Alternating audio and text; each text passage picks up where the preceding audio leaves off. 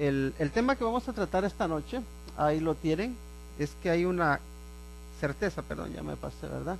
Hay una certeza, que es la certeza de pertenecer a Dios. Si ven que volteo hacia atrás es porque no tengo la pantalla, entonces, pero lo tengo aquí escrito. Pero recordemos que tenemos en el fondo de esta epístola un problema. El problema es este. Hay unos gnósticos que le están diciendo a los creyentes, a los cristianos, dice, ustedes necesitan conocer lo que nosotros conocemos para poder ser salvos. Y ante ese desafío, y hay toda una enseñanza tremenda que hay detrás de la filosofía del gnosticismo, aquí el apóstol Juan responde con certezas. Y fíjense que aquí en el versículo 19, él hace una afirmación muy clara que da seguridad. Y es esta, dice, sabemos que somos de Dios. Pero si se dan cuenta, esa frase la repite 3 veces en estos últimos versículos. En el versículo 18 dice, sabemos. En el versículo 19 dice, sabemos. Y en el versículo 20 dice, pero sabemos. Entonces, para los gnósticos que están diciendo, es que nosotros sabemos lo que ustedes necesitan, Juan les responde, pero nosotros sabemos esto. Nosotros estamos convencidos, tenemos el conocimiento de algo más seguro. Así que hay una certeza que debe llenar el corazón de cada creyente, y es la certeza de saber que pertenece a Dios. Entonces, la pregunta para cada uno de nosotros que nos tenemos que hacer es esta: ¿yo le pertenezco a Dios o no le pertenezco a Dios? ¿Por qué? Porque si yo le pertenezco a Dios, tengo una certeza que es grata, que es agradable, que me da seguridad, que me hace estar tranquilo, que me hace no andar de un lado para otro siguiendo toda corriente de enseñanzas o de doctrinas o de religiones o de denominaciones. Y la certeza es esta: yo descanso en Dios, le pertenezco a Dios. Y este es lo que dice, nosotros sabemos que somos de Dios. ¿Eres de Dios? ¿Le perteneces a Dios? Y la pregunta es, ¿por qué sabes o cómo sabes que le perteneces a Dios? Y eso nos lo ha estado explicando en toda esta epístola. Nos ha estado diciendo que si crees en el Hijo, tienes vida eterna. Luego nos habla de las pruebas que demuestran que pertenecemos a Dios, y es cuando tú amas a Dios, cuando le sirves no por miedo, sino que le sirves por amor, cuando el amor a Dios se manifiesta en el prójimo, cuando estás seguro en Cristo, cuando estás firme en Cristo.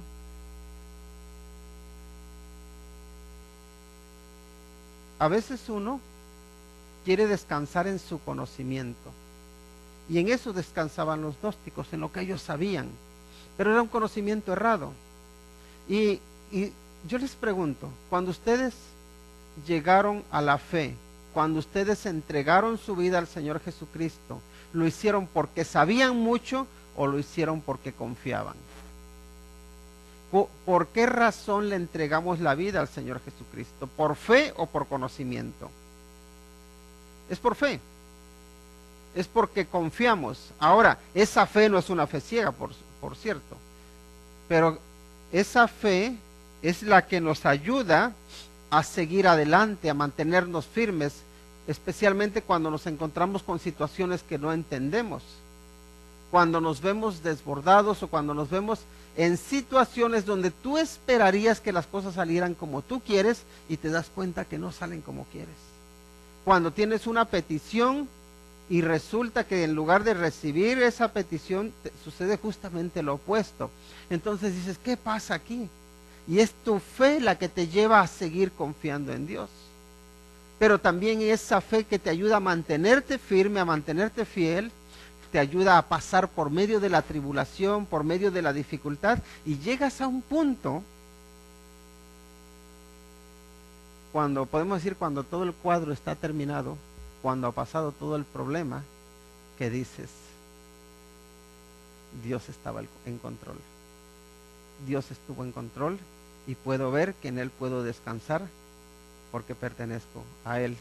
No sé si han leído la historia de ese rey que tenía un siervo que era un sirviente que era muy, muy creyente. Entonces ese rey se fue de cacería, ¿no? Y en la cacería perdió un dedo. Y el sirviente le decía, tú confía en Dios porque Dios lo hace todo perfecto. Entonces el rey bien enojado, ¿no? Porque veía que su sirviente siempre le decía que todo Dios lo hacía perfecto. Le decía, no, tú confía. Y dice, sí, como el que se perdió el dedo fui yo, no fuiste tú, ¿no? Así que cuando cuando regresan ya de la cacería, lo que hace es que mete al sirviente a la prisión. Y ahí lo tienen encerrado y así que él se vuelve a ir de cacería, ¿no? Estando ya en la cacería, lo atrapan los de una tribu y lo iban a matar y lo iban a ofrecer como sacrificio a sus dioses. Y cuando ven que le falta un dedo, pues dicen, no nos sirve porque tiene que estar completo. Así que lo liberan y se regresa. Y ya después, pues se acuerda de su sirviente, ¿no? Y dice, wow, cuánta razón tenía. Yo quejándome de que había perdido un dedo y resulta que el haber perdido el dedo me salvó la vida, ¿no? Así que va y le dice, oye, ¿sabes qué me pasó esto y esto? Y dice, te lo dije, dice, Dios está en control. Dios hace todo perfecto. Dice, pero si Dios hace todo tan perfecto, ¿por qué permitió que yo te metiera en la cárcel y que te tuviera ahí encerrado? Dice, porque, dice, si no me hubieras metido a la cárcel, yo me habría ido contigo de cacería. Y a mí no me falta ningún dedo. Entonces a mí sí me habrían sacrificado, dice, pero mira, aquí el Señor te salvó a ti, me salvó a mí.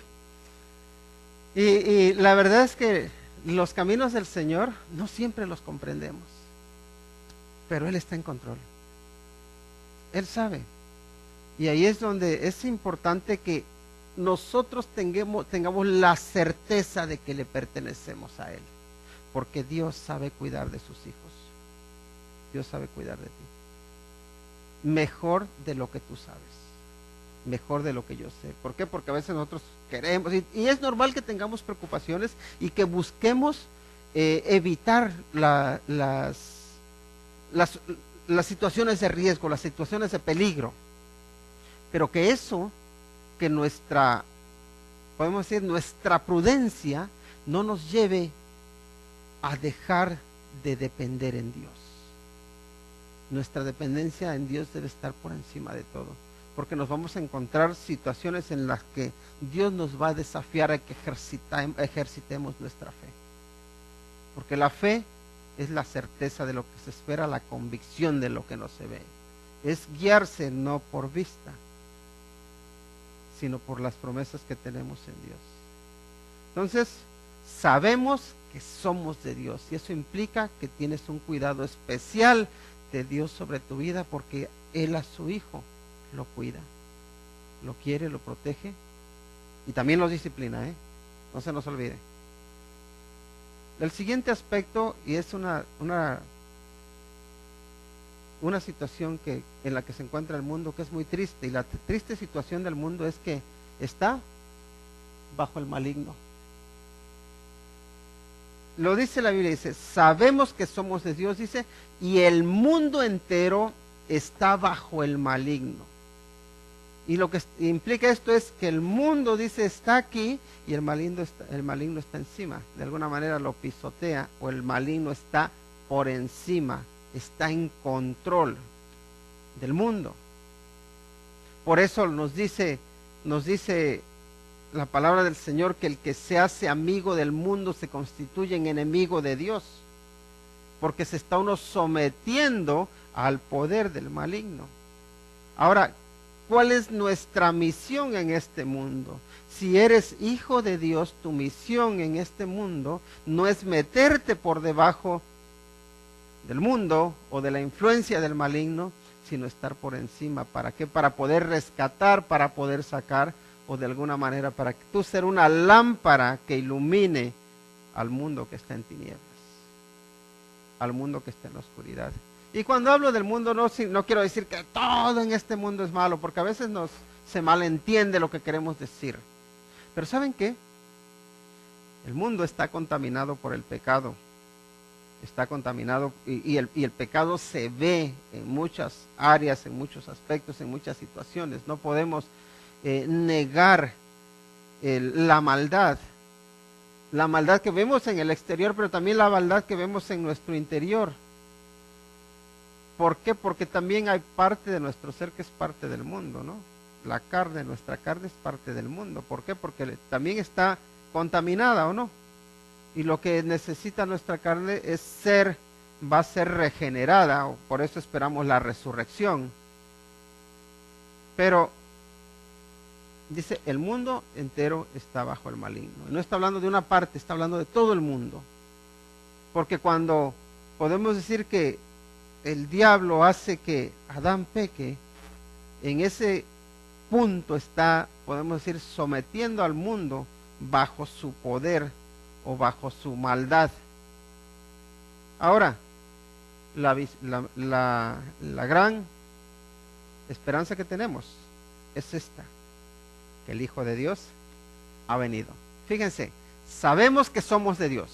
El mundo entero, dice, está bajo el maligno, pero la gran esperanza que tenemos es que el Hijo de Dios ha venido. Cristo Jesús vino a este mundo. Hablábamos un poco de la sensibilidad, de cómo Dios se identifica con nosotros en su Hijo, ¿verdad? Dios, Hijo, viene a este mundo. Ve este mundo que no tiene esperanza, porque sin Cristo todos estamos muertos en nuestros delitos y nuestros pecados. Sin Cristo estamos perdidos, sin Cristo no hay vida eterna, sin Cristo no hay salvación. Y esa es una de las cosas. Me acuerdo que en una ocasión me tocó hacer una crítica a un libro de un ateo. Y te pone, o sea, ataca todas las posibilidades de que exista Dios, ¿no? Pero al final, ¿saben qué pasa con ese libro? Su conclusión es que deja al hombre vacío. El hombre está destinado a morirse y ahí se acabó todo. No hay esperanza. Entonces, claro, digo, si seguimos el argumento de ese hombre, al final ese hombre a la humanidad la deja vacía. Se esfuerza por quitar a Dios de la escena y en ese proceso deja a la humanidad sin esperanza. Recuerdo también escuchaba un apologeta que le dice a otro con el que estaba intercambiando o teniendo este intercambio de ideas sobre la existencia o no existencia de Dios. Y le dice, muy bien, dice, imaginemos que llevas razón, que Dios no existe. ¿Qué has solucionado? ¿Qué solucionas con lo que tú estás planteando? ¿Sigue habiendo maldad, dice? ¿Sigue habiendo sufrimiento? ¿Sigue habiendo engaños? ¿Sigue habiendo envidias? ¿O con lo que tú propones ya se soluciona todo eso? No, dice, la realidad es que no se soluciona nada. Lo que tú vienes proponiendo con decir es que Dios, no necesitamos a Dios, lo que estás haciendo es querer quitar de en medio al único ser que nos puede dar esperanza, al único ser capaz de darnos vida eterna. Estás queriendo quitar de en medio las enseñanzas tan radicales del Señor Jesucristo que tienen que ver como ama a tu enemigo, ora por aquellos que te ultrajan, bendice a los que te maldicen. No solucionas nada. Sin embargo, Jesucristo sí soluciona. La gran esperanza es que el Hijo de Dios vino al mundo. Prometió que Él podía sanar y sanó. Dijo que Él podía dar vida y dio vida. Dijo que Él iba a resucitar y resucitó. Dijo que todo aquel que cree en Él tiene vida eterna. Si todo lo que dijo que iba a hacer lo hizo, ¿por qué no le voy a creer en que lo que ha prometido lo va a hacer? No tengo razones para no creerle. Al contrario, tengo muchas razones para creerle, para tener esperanza, para tener consuelo, para tener confianza. Sabemos que somos de Dios, que el mundo está bajo el maligno, pero hay una esperanza, una gran esperanza, que es Cristo Jesús, que vino a este mundo para redimirlo, para salvarlo. Luego también hay otra cosa, nuestra dependencia. Nuestra dependencia es que Dios nos da entendimiento para conocer al verdadero. Y fíjense cómo dice, y nos ha dado entendimiento para conocer al que es verdadero. Y estamos en el verdadero, dice. Fíjense que aquí la lucha es en la mente, ¿no? En el conocimiento, en lo que tú sabes y lo que yo sé. Pero aquí Juan no dice, pues mira, yo soy muy estudioso, yo soy muy intelectual, soy muy inteligente. Yo dependo de mí. No dice eso. Dice, yo dependo de Dios, que Él es el que me ha manifestado. Él es el que me ha dado entendimiento para que pueda creer en su Hijo Jesucristo. Y esto resuena con las palabras que el Señor Jesucristo dijo a Pedro. Recuerdan que el Señor Jesús hay un momento en que dice, bueno, ¿quién dice la gente que es el Hijo del Hombre? Y allí empiezan a decir, unos dicen que es Elías, otros que es el profeta, otros que es Jeremías, y un montón de ideas. Y ya les dice, ¿y ustedes quién dicen que soy yo? ¿Y qué dijo Pedro? Tú eres el Cristo, el Hijo del Dios viviente. Y ya es cuando le dice, bienaventurado eres Pedro, eres bendecido, eres dichoso, porque esto no te le reveló carne ni sangre, sino que te lo reveló mi Padre. Y aquí Juan está haciéndose eco de esas palabras y él dice que Dios es el que le ha dado, Dios nos ha dado entendimiento para conocer al que es verdadero. ¿Quién es el verdadero? Jesucristo. Estamos en el verdadero, estamos en su Hijo Jesucristo. Pero antes de que lleguemos a esa parte de que estamos en su Hijo Jesucristo, el tener entendimiento. Cuando leemos la Biblia, muchas veces no entendemos, y por eso es importante que pidamos a Dios que nos ilumine, que su Espíritu Santo nos guíe para que podamos comprenderla. Pero también el apóstol Pablo habla de otra realidad, de que hay muchas cosas que nosotros conocemos, podemos decir que en nuestra carne, en nuestro intelecto, a nivel físico, pero es necesario tener un conocimiento del Señor Jesucristo más personal, más profundo, si cabe decirlo. Y es ese entendimiento que nos da Dios. Y ese entendimiento nos lo da por medio de su palabra. ¿Cuándo es que uno llega a comprender que necesita una relación personal con Cristo Jesús? Cuando hemos escuchado de su palabra. Y eso por eso es importante de que escuchemos la palabra de Dios, porque dice que la fe viene por el oír por la palabra de Dios. Pero me encuentro que cada uno de nosotros, antes de haber entregado nuestra vida al Señor Jesús, ya teníamos fe. ¿Quién de los que está aquí no tenía fe antes? Casi todos desde pequeños nos han enseñado a creer en algo, en alguien o en Dios. Teníamos una fe y entonces, ¿por qué viene la gente y me dice que no tengo fe? Porque era una fe que dependía de qué, de mi carne. Conocía yo a Dios por la fe, podemos decir, pero lo conocía no porque se me hubiese revelado, sino por lo que me habían enseñado. Pero cuando viene la palabra de Dios a tu vida, a tus oídos, a tu corazón, entonces se produce la fe que te da un nuevo nacimiento. Naces de nuevo. ¿Por qué? Porque Dios te da ese entendimiento, Dios te da esa luz. Y creo que es importante que le pidamos a Dios que ilumine a aquellos que aún no creen, a los familiares nuestros, porque hay muchas personas e incluso hay personas una persona muy cercana a mí que me dice, yo te entiendo lo que me estás diciendo, dice, pero a mí no me ha llegado, dice. Yo quisiera creer, pero no creo. Quisiera poder y no puedo. Porque todavía sigue dependiendo de sus fuerzas, sigue pensando en que es algo que él tiene que hacer, cuando lo que tiene que hacer es eso mismo que me está diciendo, es decírselo a Dios. Señor, sabes que yo no puedo ni siquiera creer, dame fe. Soy incapaz de obedecerte. Manifiéstate en mí para que te obedezca. Obra en mí para que no te conozca yo en la carne, sino que te conozca espiritualmente. ¿Para qué? Para que yo dependa no de mí, sino de ti.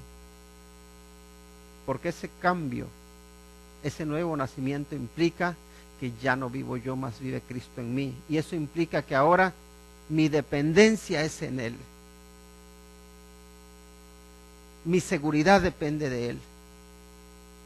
Y luego, nuestra seguridad es que estamos en Cristo Jesús, en el verdadero. Eso es lo que nos dice ahí el versículo 20, ¿no? Dice, y estamos en el verdadero, en su Hijo Jesucristo.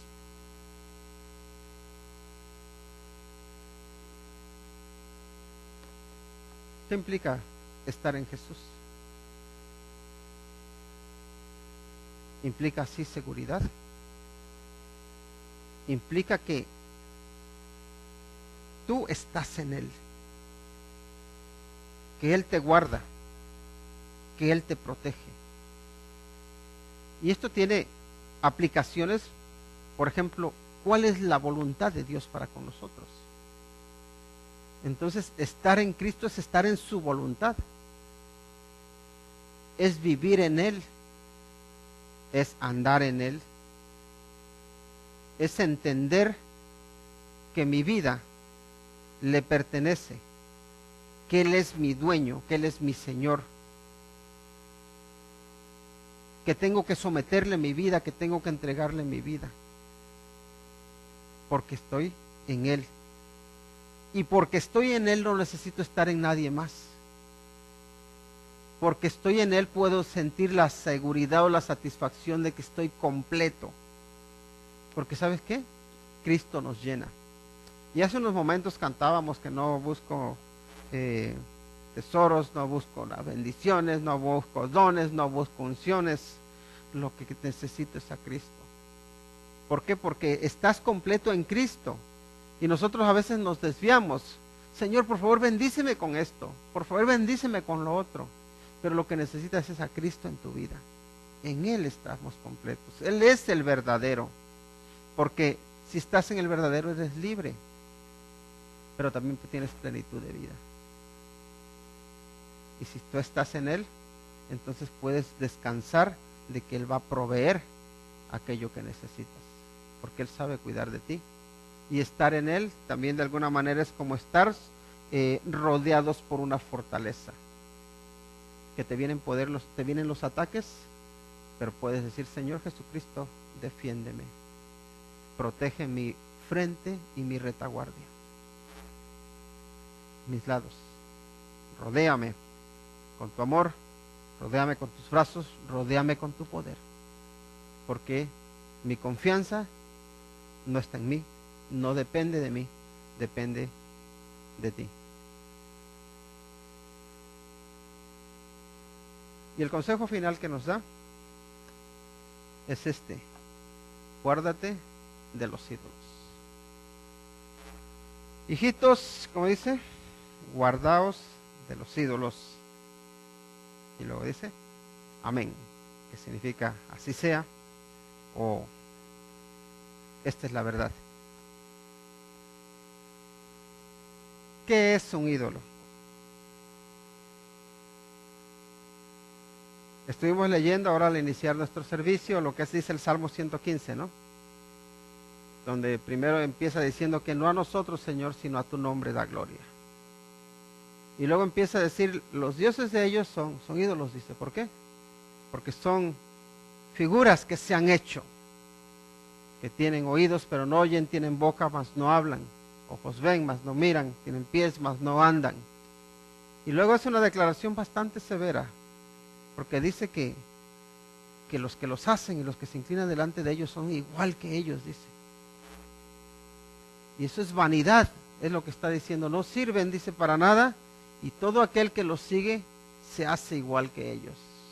No sirve uno para nada, porque uno mismo se hace vano. Pero luego, esa es la parte de los ídolos, pero luego hay otra parte, que los ídolos que nos hacemos en nuestra mente, los ídolos de nuestras ideas, los ídolos de nuestros prejuicios, los ídolos que a veces son el trabajo, que a veces es el dinero, que a veces es la casa, que a veces es el coche. No sé cuántos ídolos podemos tener, hay muchos ídolos. Y lo que nos dice, hijitos, guardaos de los ídolos. ¿Y qué significa la palabra guardaos? Significa protéjanse, cuídense, defiéndanse, pongan una barrera a todo aquello que puede ser ídolo o idolatría. Hay que guardarse, pero dense cuenta que nos dice que dependemos de Dios en cuanto a Él nos da entendimiento, que vivimos en Cristo, pero fíjense que nos dice que tomemos una parte activa. Todo aquello que desplace a Dios del centro de tu corazón es un ídolo. Puede ser tu marido, tu esposa, tu hijo, tu hija. Todo aquello que desplace a Dios del centro de tu vida se convierte en ídolo. ¿Y qué creen que hacen los ídolos? ¿Saben qué hacen los ídolos en nosotros? Nos defraudan. ¿Por qué? Porque si tú haces que un ídolo se convierta en Dios, en tu Dios, como es ídolo, te va a fallar. Todos los ídolos fallan. Y luego andamos llorando, ¿por qué me dejas? ¿O por qué me pasa esto a mi Señor? ¿Por qué? Porque pusiste tu confianza en los ídolos. Tu seguridad está en saber que eres hijo de Dios. Mi pregunta es esta, ¿eres hijo de Dios? Hónrale, glorifícale. Hasta aquí llegamos con 1 de Juan. Y creo que es una buena ocasión para participar del pan y del fruto de la uva. Y para participar de ello, es importante que la declaración con la que iniciamos sea una realidad en tu vida. Soy hijo de Dios. Pertenezco a Dios. Y porque pertenezco a Dios, participo de la Santa Cena. Si no eres hijo de Dios, si no eres hija de Dios, no participes. Porque dice que el que come y bebe sin discernir el cuerpo del Señor, juicio come y bebe para sí. Sin embargo, si eres hijo de Dios, si eres hija de Dios, entonces participa, porque tienes el privilegio de pertenecer a la familia de Dios. No porque una iglesia te adopte, sino porque Cristo te adopta, porque eres hijo suyo, porque estás en Él. Vamos a orar. Te agradecemos, Padre Celestial, por tu santa palabra, porque tú, Señor, hablas a nuestra vida, a nuestros corazones. Y Padre, por favor, ayúdanos a honrarte, a obedecerte, a glorificarte. Señor, por favor, danos fuerza y sabiduría para hacer a un lado los ídolos y para ponerte a ti en el centro de nuestra vida. Te lo rogamos en el nombre de Cristo Jesús. Amén. Voy a invitar.